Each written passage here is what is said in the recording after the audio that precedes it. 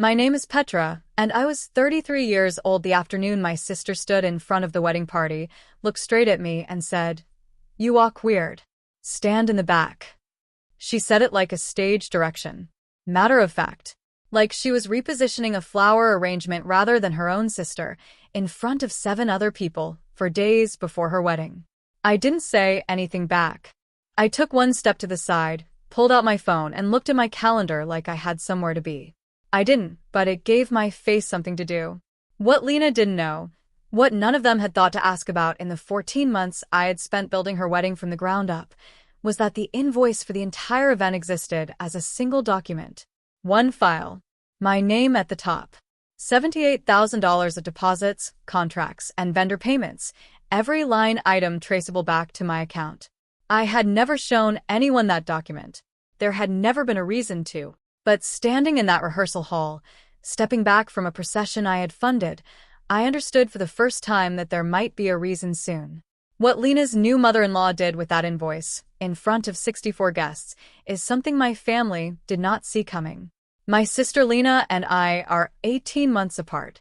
In practice, growing up, that meant we were close enough in age to be compared constantly and different enough in temperament that the comparisons never resolved in my favor, at least not by the metrics my family valued. Lena was quick and social and magnetic in the way some people simply are, the kind of person who fills a room without trying. I was quieter, more interior. I read a lot and had strong opinions about things that didn't come up at the dinner table and kept a running list, starting at about age 14, of every financial transaction I observed in our household, not out of any particular intention, but because numbers made sense to me in a way that conversations sometimes didn't. I grew up in Tucson, Arizona, the older of 2 daughters.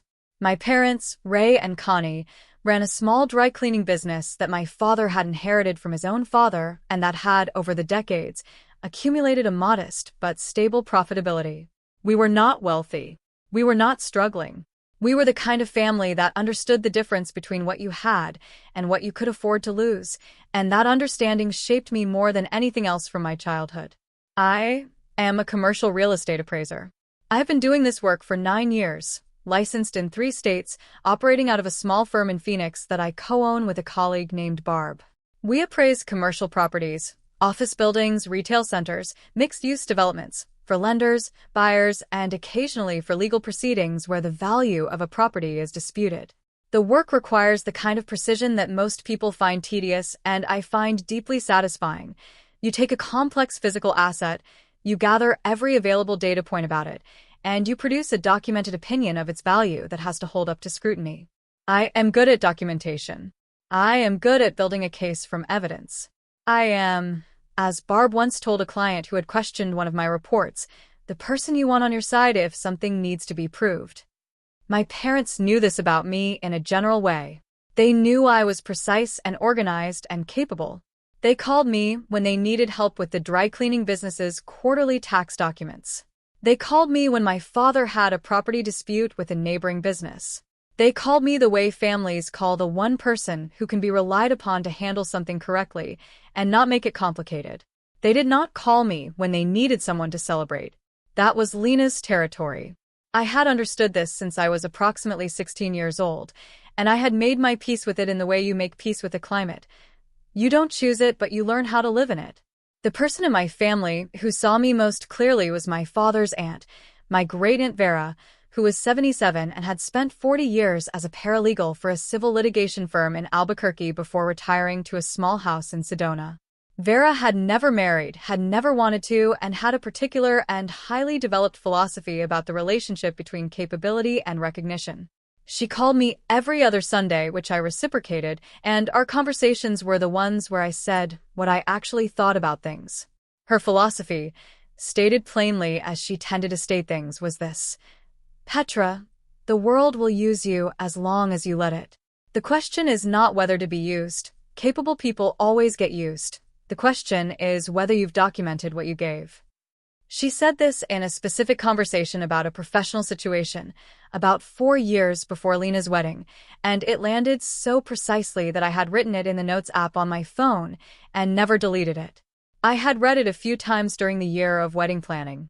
I had read it the night after the rehearsal. But I am getting ahead of myself. Let me tell you how the wedding came to be mine to fund. Lena got engaged to a man named Dex, short for Dexter, about 16 months before the wedding. Dex was a project manager for a civil engineering firm, steady and competent and genuinely kind, the sort of person you trust immediately because there is nothing in their behavior designed to make you trust them. His family, the Aldridges, were from Flagstaff. His mother, Constance, was a recently retired federal circuit court judge. His father, Glenn, had run a regional insurance brokerage for 30 years. They were composed, formal in the way of people who have spent decades in professional settings where formality is a courtesy rather than a performance, and they had clear expectations about how significant events should be conducted.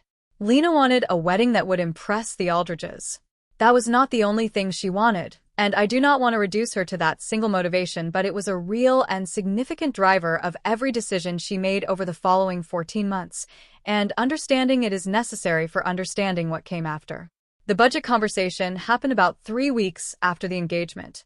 My parents had saved what they could, $32,000, accumulated over years, in an account my mother referred to as the girls' fund, without apparent awareness of the irony that it had always been understood to be Lena's fund in all but name. The Aldridges had indicated, through Dex, that they would contribute. They mentioned a figure of $40,000, which was generous, and which Constance communicated with the quiet precision of a woman used to stating terms clearly. Total available, $72,000. Lena's vision, as it emerged over the following weeks of venue tours and vendor meetings, cost significantly more than $72,000. The venue she fell in love with, a high-desert event ranch called Ocotillo Ridge outside of Scottsdale, had a base rental of $22,000. The catering package she wanted, for 80 guests with a full-plated dinner and premium bar, came in at $28,000. The floral designer she chose, a woman named Sylvie who worked in an architectural style with cactus and desert bloom installations that Lena had been saving on her phone for 3 years, quoted $16,000. The band, a 7-piece group that Lena had seen at a friend's wedding and declared non-negotiable, cost $11,000 for the evening. Add photography, linens, transportation, and the dozen other line items that accumulate in event planning, and the actual cost of what Lena wanted was closer to $105,000. The gap between available funds and desired wedding was $33,000. I had been sitting in on the planning conversations at my mother's request, not as a financial contributor, initially, but because I was the one in the family with professional experience in contracts and valuations, and my mother wanted someone to review the vendor agreements before they were signed. I did this carefully, as I do everything. I flagged 3 clauses in the venue contract that would have exposed my family to penalties in the event of a date change. I negotiated the catering company down by $4,000 by identifying a comparable package that met Lena's requirements at a lower price point. I called the floral designer and spent 45 minutes discussing Sylvie's payment schedule and cancellation terms until I had terms I was comfortable with. At the end of one of these evenings, after Lena had gone home and my mother and I were at the kitchen table with the vendor files spread between us, my mother said, "Renata, I don't know how we'd manage this without you." She used my full name, the one she only used when she was being serious. She looked tired in the way she looked when the business was keeping her up. And then she said, carefully, that they were still short of where they needed to be to book everything, and was there any chance I could help Bridget, temporarily, while they worked out the finances? I said yes. I said it because I had the money, years of living carefully in a city where I earned a professional income and spent like someone who remembered watching my parents worry, and because Lena was my sister and I wanted her to have what she wanted. I said it without attaching conditions, because attaching conditions felt transactional in a way that didn't fit how I understood family. What happened over the following 13 months was the natural consequence of that yes, and the natural consequence of being the most capable person at the table. The venue deposit needed to be on a card by close of business the following Friday. My parents' bank transfer would take 10 days to clear. I put the $22,000 deposit on my business credit card. The catering deposit, $9,000, came due before my parents' reimbursement had fully processed. I covered it. The floral designer required 50% up front before she would block the date, $8,000. I wired it from my personal account. And so it went. Each payment came due within a window where my parents' funds were either delayed or already allocated to another cost. Each time, I covered the gap. Each time, my mother said, "We'll sort it out soon." Each time, the reimbursement was partial or delayed or simply did not happen, and the total on my side of the ledger grew. I kept a spreadsheet. I kept it the way I keep professional documentation, current, precise, with every transaction dated and sourced.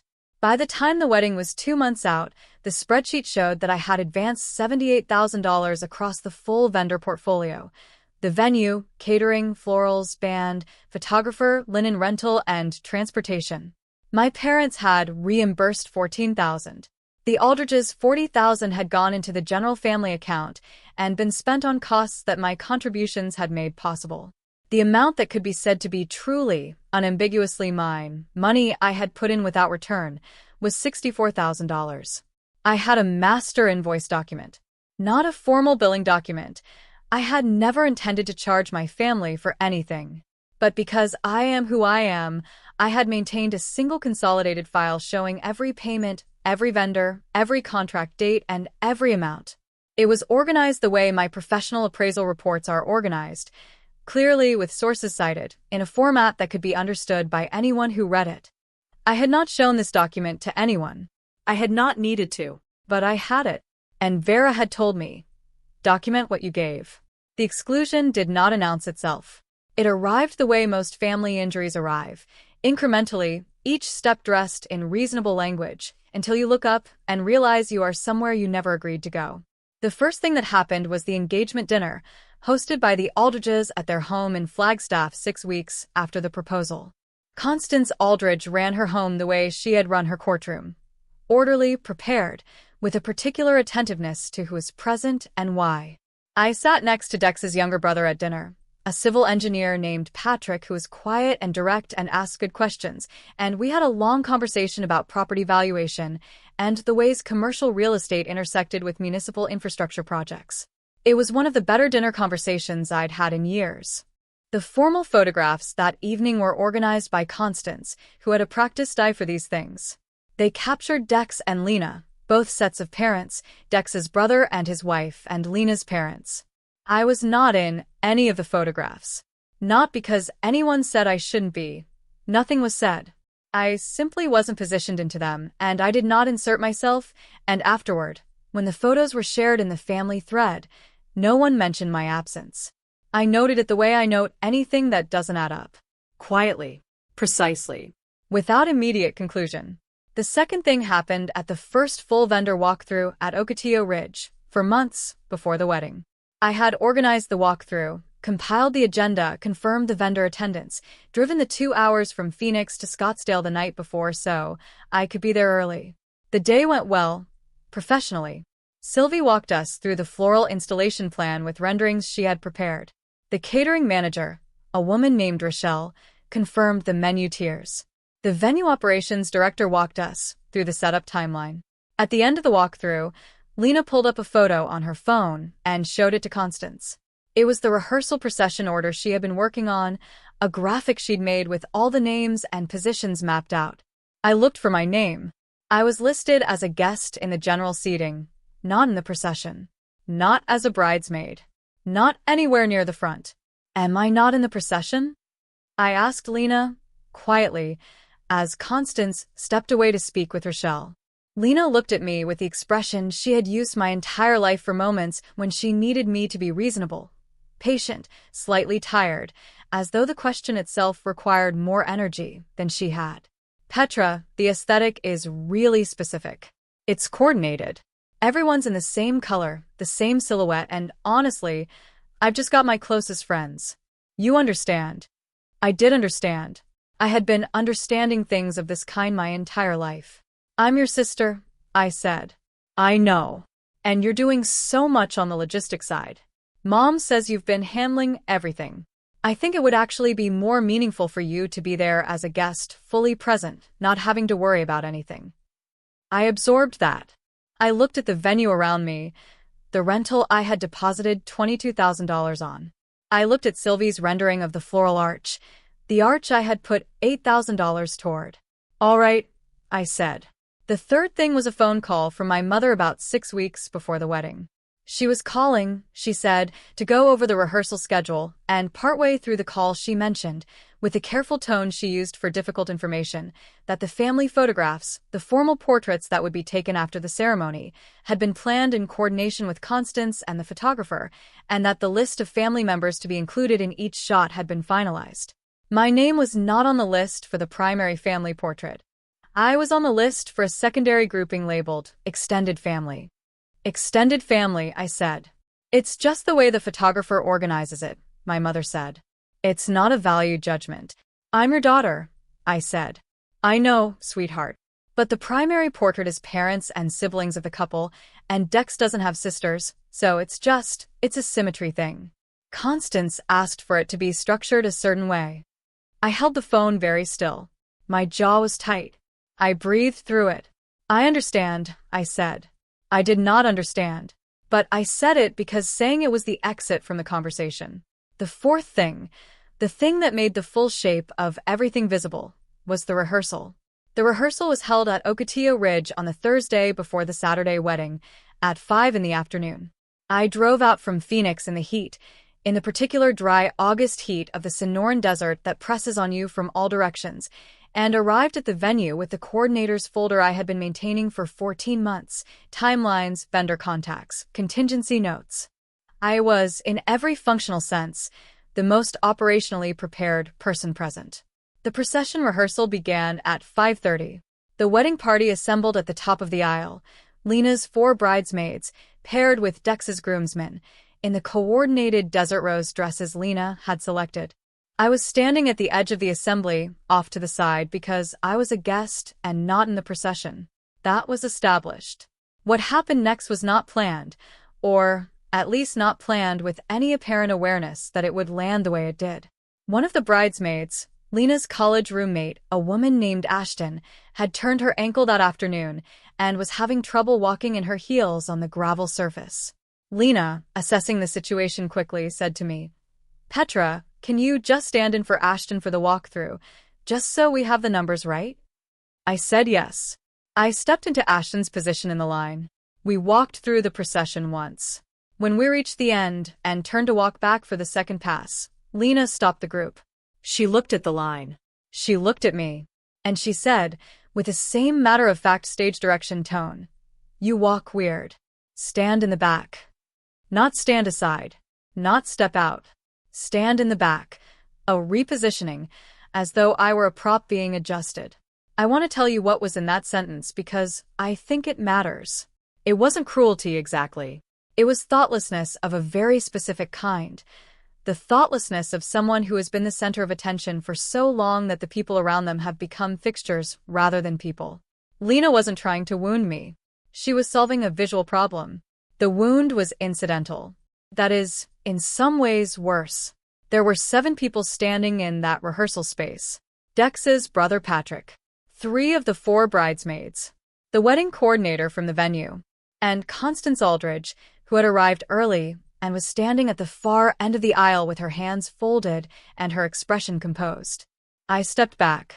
I pulled out my phone. I looked at my calendar. I did not look at Constance, but I was aware of her in the way you are aware of someone whose quality of attention has shifted. The rehearsal continued. I stood near the back and watched my sister practice, walking toward the life I had helped purchase for her. My face was completely still. Something had locked into place behind my eyes, not anger, exactly, but the particular, clarifying cold of a decision that has finally been made. After the rehearsal, while Lena was occupied with the coordinator on a catering timeline question, Constance crossed the venue toward me.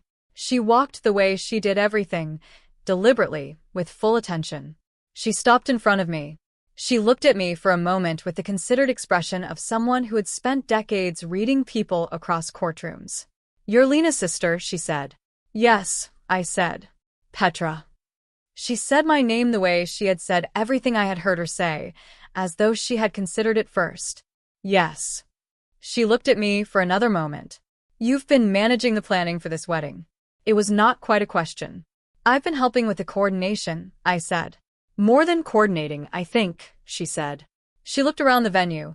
The space I knew better than anyone else present because I had been to it 5 times and had read every clause of its rental agreement. I'd like to understand the financial structure of this event. Not today, but soon. I looked at her steadily. I can put something together, I said. She gave one small, precise nod. I think that would be useful. And then she went back to where Dex was standing. I drove back to Phoenix in the dark, in the heat that had finally begun to soften, and I sat in my kitchen and opened my laptop, and I pulled up the master invoice document that I had been maintaining for 14 months. I read through it once. Then I formatted it cleanly, the way I would format a professional appraisal, organized by vendor, dates, amounts, payment sources. I added a summary table at the top. I added a footnote with the reimbursement history.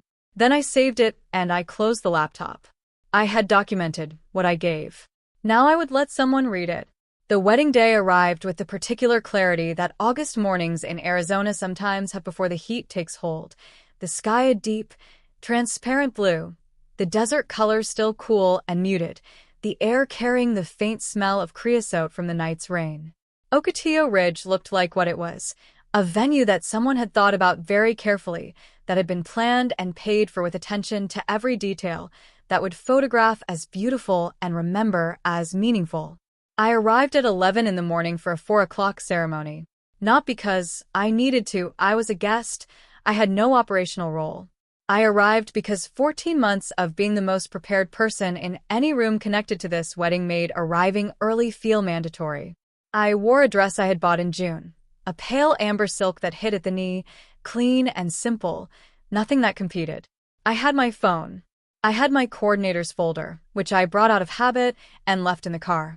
I went through the venue, quietly, the way I always did. Sylvie's team was setting the floral installations, the arch I had paid for, the table arrangements, the ceremony aisle markers made of dried grasses and desert blooms.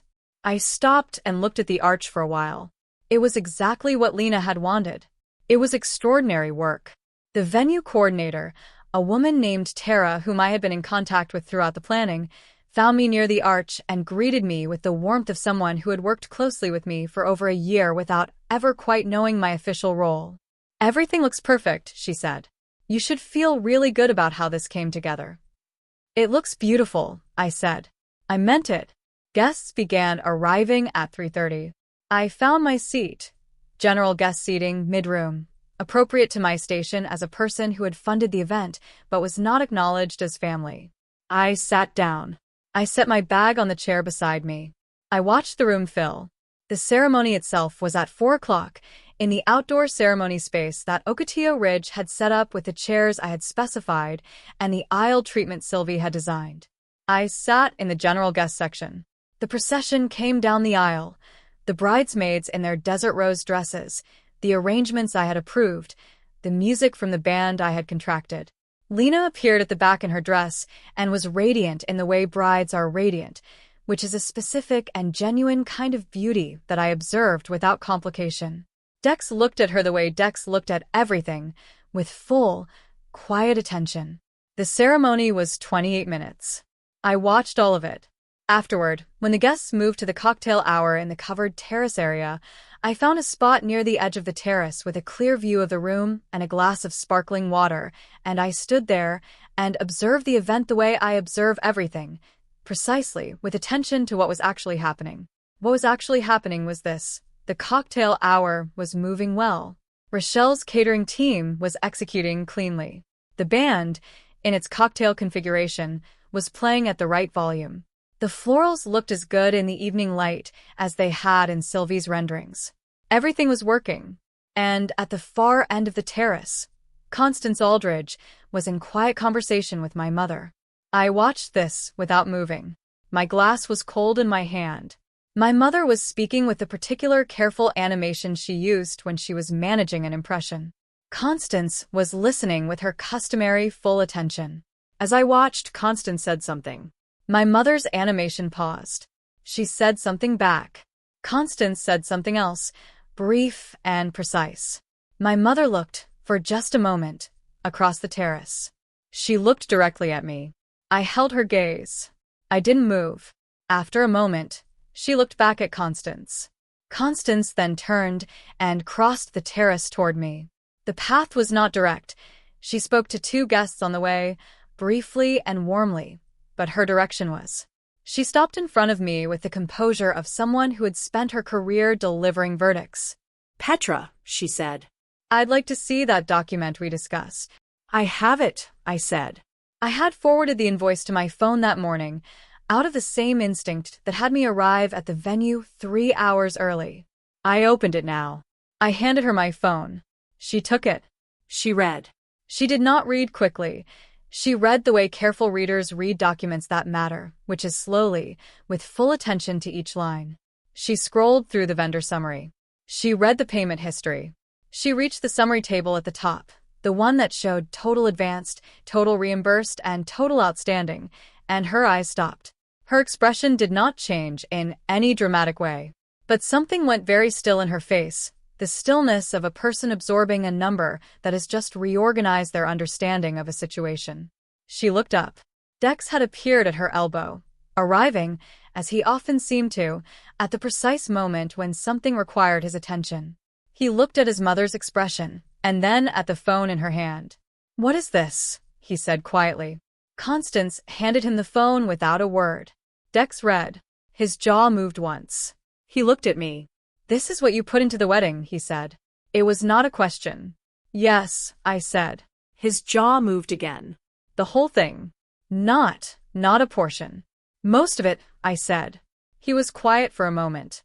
His mother was watching him. "And they were going to reimburse you." "That was the understanding," I said. He handed the phone back to me. He looked across the terrace to where Lena was speaking with a group of guests, bright and laughing, entirely in her element. He looked at me. "I didn't know," he said. "I want you to know that." "I know," I said. He nodded once and went back to his wife. Constance remained in front of me for another moment. Her hands were folded. Her expression was the one I had come to think of as her working face, the face of someone who has reached a conclusion and is deciding how to act on it. "This will be addressed," she said. "Not dramatically. Not with heat. Simply stated, as fact." "I appreciate that," I said. She gave me one of her small, precise nods and went to find her husband. I finished my sparkling water. I found my seat for dinner. The freeze beat had happened in the terrace. The reveal happened at dinner, and it was larger. Dinner was seated at round tables in the main hall, the hall I had booked and paid for, set with the linens I had selected, lit with the candle arrangements from Sylvie's design. 64 guests settled into their places. The band transitioned from cocktail configuration to dinner configuration, precisely on the timeline I had drawn up and shared with Tara 7 months ago. I was at table 7.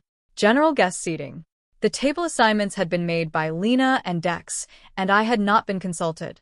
I was seated next to Patrick Aldridge, Dex's brother, and a woman named Franny, who turned out to be Dex's cousin from Albuquerque, and who was a geologist and interesting to talk to about the desert landscape.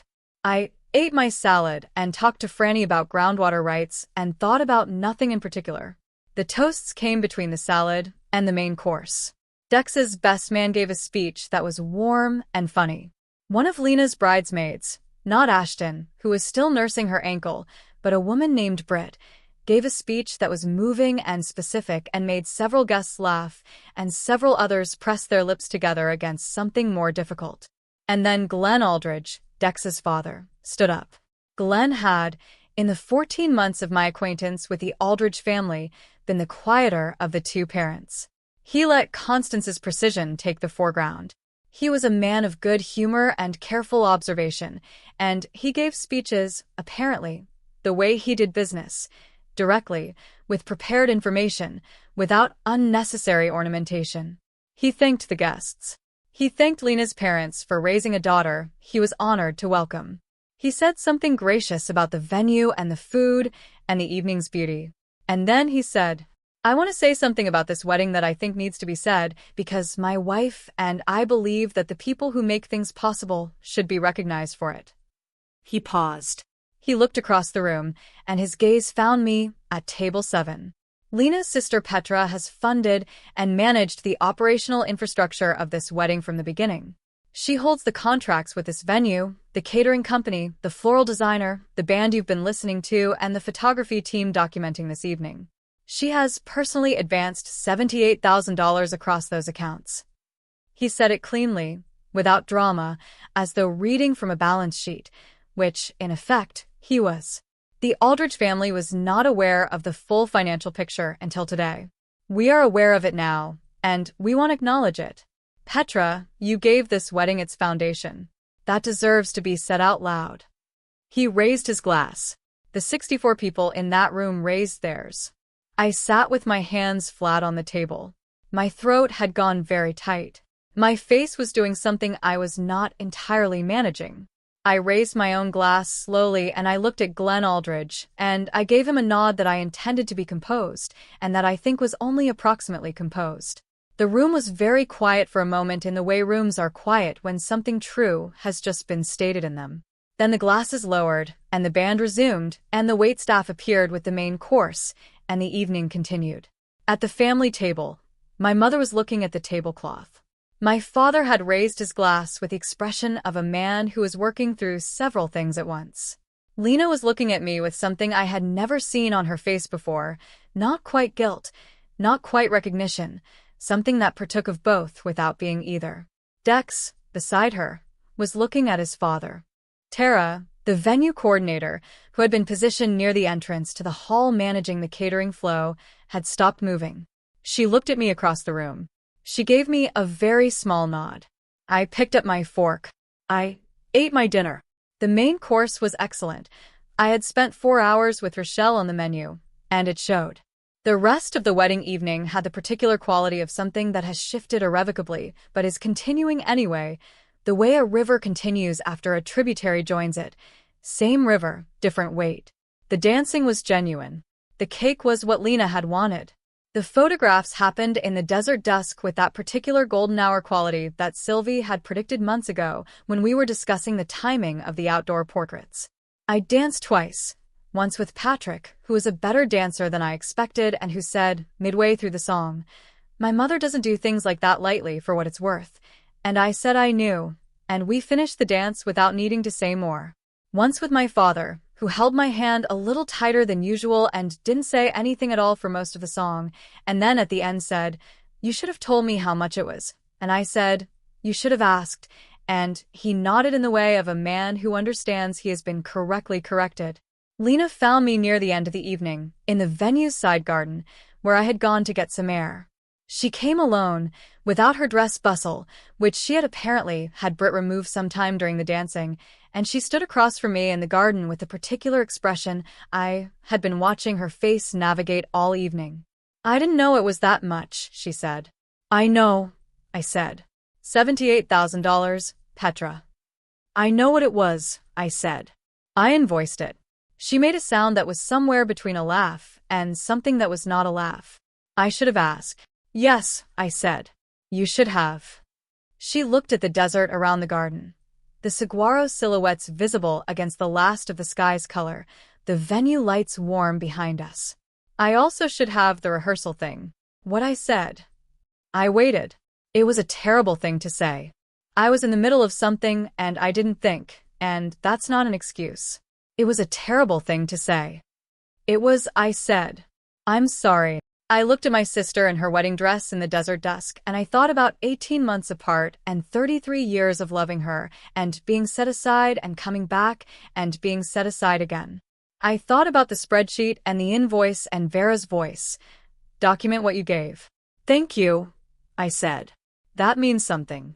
She reached out and put her hand on my arm, briefly, the way she had when we were children and she needed something from me. Then she went back to her husband. I stayed in the garden for a few more minutes. The air was finally cool. In the distance, the band was playing something slow. I thought about the arch and the linens and the catering and the band and the 14 months that had built this evening from nothing into something real. Then I went back inside. Constance found me near the coat station as the evening wound down. She was composed as always, but there was something different in her manner, a warmth that had not been present before, or perhaps had been present but not extended toward me. "I want you to know," she said, that Glenn and I take financial clarity very seriously. We were given an incomplete picture of how this wedding was structured. We intend to correct that." She paused. "I also want you to know that I spoke with your parents this evening, Howard, and I will be following up with them directly." "I appreciate that," I said. "Family means something to us," she said. "That includes you." She looked at me with the level, precise attention she had directed at me from the first. "I'm sorry you were positioned the way you were. That won't continue." I thanked her. I meant it. The calls in the days after the wedding came in the order I expected. My mother first, on the Sunday morning, carefully, and with evident difficulty. She said she hadn't understood the full amount. She said she was sorry. She said she and my father wanted to work out a repayment schedule. I said I appreciated that, and that I would send her a clean version of the invoice, and that what I actually wanted more than the money, though the money mattered, was to be treated as a member of the family going forward. Not as the coordinator. Not as the capable one who handles things. As Lena's sister. As their daughter. She said, quietly, "You've always been that." I said, "I know you believe that. I'd like you to show it." She said she would try. I believed her. Lena called from her honeymoon, which surprised me. Not a long call. She said she'd been thinking about the rehearsal and about Glenn's speech and about the invoice, and that she hadn't been fair to me for a very long time, and she wanted to change that. I said I knew. I said I wanted that too. We talked for 20 minutes about nothing in particular, her hotel, the food, the weather, and it was the most comfortable conversation we had had in years. That meant something to me. Constance was as good as her word. Within 2 weeks of the wedding, she had initiated a direct conversation with my parents about the outstanding balance. I was not present for that conversation, but I was told about it by my father, who called me one evening and spoke with more directness than I was accustomed to from him. He said Constance had been very clear that the financial situation needed to be resolved and that she had made her expectations of the Aldridge family's involvement in follow-through plain. He said he and my mother were committing to a specific repayment schedule, and he named the amounts and the timeline. The full balance was repaid over the following 8 months. Not quickly enough to be painless for my parents, and not slowly enough to suggest they weren't serious. On the day the final transfer cleared, I updated the spreadsheet, closed the line item, and took the master invoice document off my phone's main screen where it had been living for 14 months. I called Vera that Sunday. I told her everything. She listened in the way she always listened, fully, without interruption, and when I finished she was quiet for a moment, and then she said, "You documented it. And then someone read it. That's all you needed." "That's all I needed," I said. "How do you feel?" I thought about the arch, and Constance's nod, and Glenn's voice reading the numbers aloud. I thought about Lena's hand on my arm in the garden. "Like something is finished," I said. "In the right way." "Good," Vera said. "Now you can be her sister again." I sat with that for a while. "I think so," I said. "I think that's what happens next." The following Christmas, Lena and Dex hosted dinner at their new house in Scottsdale. I drove down from Phoenix in the morning. When I arrived, Lena met me at the door. She had set a place for me at the main table, between Dex and my father. Constance and Glenn were there, across from me, and Constance poured my wine without being asked and asked about a commercial appraisal case I had mentioned in a text the week before, and we talked about it for 40 minutes while the dinner came together around us. My mother, carrying a dish from the kitchen to the table, caught my eye and held it for a moment. She didn't say anything. She set the dish down and put her hand briefly on my shoulder as she passed. It was a small thing. I noticed it. Here is what I have come to understand in the time since Ocotillo Ridge. The problem with being the capable one in a family is not the capability itself. Capability is a fine thing. The problem is the invisibility that attaches to it, the way competence, once demonstrated, gets taken for granted, gets built into the architecture of what people expect, until the capable person is no longer seen as a person at all but as a condition of the environment. Like electricity. Everyone benefits from it. No one thinks about where it comes from. What breaks that pattern is not anger. It is not confrontation, and it is not the withdrawal of the capability, though there are times when withdrawal is honest and necessary. What breaks it is documentation, and a witness who will read the documentation out loud. I had the documentation. I had been maintaining it for 14 months, with the same precision I brought to my professional work, the same attention to sourcing and clarity and completeness. What I needed was someone who would read it, not perform it, not weaponize it, just read it. And Constance, a woman who had spent her career in rooms where documented evidence was what separated the credible from the dismissed, read it. She gave it to Glenn. Glenn said the numbers out loud at a dinner table. And 64 people heard them. That is all it took. Not drama. Not collapse. Not anyone suffering. Just a document. And someone willing to read it at the right moment. My great-aunt Vera had told me, document what you gave. I had done that. And the document told the story I hadn't known how to tell myself. There is something I want to say about Lena, because I do not want this story to end with her as a villain, because she isn't one. She was thoughtless in the way that people are thoughtless when they have always been the center, when they have learned, as we all learn what our families teach us, that some people are the ones things happen to and some people are the ones who make things happen, and that those two groups are distinct. She had learned that I was the second kind. She had simply failed to consider that the second kind also has feelings and a name and a place at the table. She is learning. We both are. That seems like enough for now. That's my story. A master invoice, a retired judge who knew what to do with it, and 14 months of work that finally had a voice. Before I go, here's what I want to ask you. Has there ever been a moment when someone outside your family, someone who had no obligation to you at all, saw the full picture of what you were carrying before the people closest to you did? And if so, what did it do to you when that happened? Drop your answer in the comments. I want to hear it. Drop a comment, hit subscribe, and I'll see you in the next one.